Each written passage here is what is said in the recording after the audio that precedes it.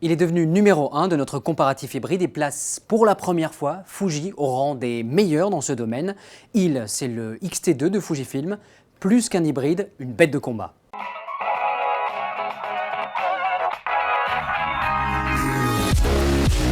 En photographie comme dans d'autres domaines, il est un peu délicat de parler du présent sans rappeler un petit peu le passé. Par le passé, les appareils de Fujifilm sont des boîtiers jolis esthétiquement, dotés d'une excellente qualité d'image, mais qui étaient un peu en retrait, en autofocus et en rafale. Pour la première fois, le X-T2 de Fujifilm vient placer la marque au top de ce qui se fait en ce moment. Le X-T2, non content de proposer une rafale allant de 8 à 14 images par seconde, propose un autofocus très performant, un autofocus qui devrait plaire autant aux amateurs de sport qu'aux amateurs de photos animalières.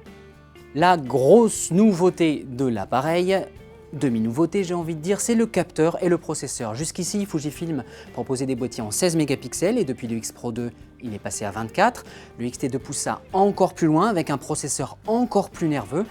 Un processeur qui est donc capable de gérer tous ces collimateurs d'autofocus et qui est capable de débiter des images jusqu'à 14 images par seconde, et cela d'une rafale d'environ 2-3 secondes. On n'est pas tout à fait sur un appareil photo sportif type Canon ou Nikon à 7 000 €, mais dans un package de 1 600 €, Fujifilm a réussi un vrai tour de force, proposer une qualité d'image et une rafale professionnelle à prix vraiment accessible.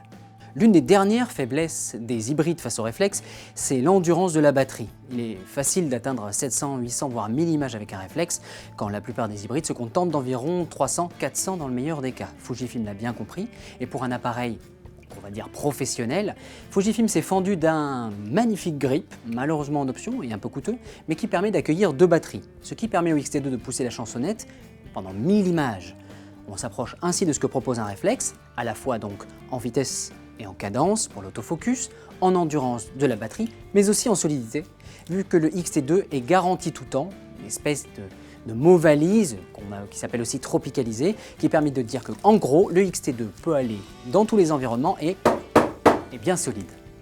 S'il reste toujours bien plus compact qu'un réflexe lorsqu'il est dépourvu de son grip, lorsqu'il en est équipé, le X-T2, avec ses formes un peu plus gonflées que celles du X-T1, peut recevoir de manière tout à fait naturelle un gros calibre comme ce magnifique 100-400 et peut donc venir directement concurrencer les réflexes sur l'un des derniers terrains, la photo d'action. En guise de conclusion, outre les excellentes qualités de cet appareil que vous allez pouvoir découvrir lorsque vous lirez le test, je l'espère, il faut rappeler dans l'affiliation de Fujifilm la qualité du capteur et la qualité des optiques. Avec un capteur APS-C, Fujifilm offre un peu le meilleur, c'est-à-dire un bon équilibre entre le micro 4/3 et le plein format, et surtout des capteurs et des optiques qui sont vraiment irréprochables en termes de qualité. Seul tout petit bémol, seul Fujifilm ou presque propose des optiques, ce qui font qu'elles sont assez rares et un peu plus chères que les autres, mais vous pouvez le voir avec le comparatif et le Fujifilm X-T2 en haut de ce comparatif que le jeu en vaut vraiment la chandelle.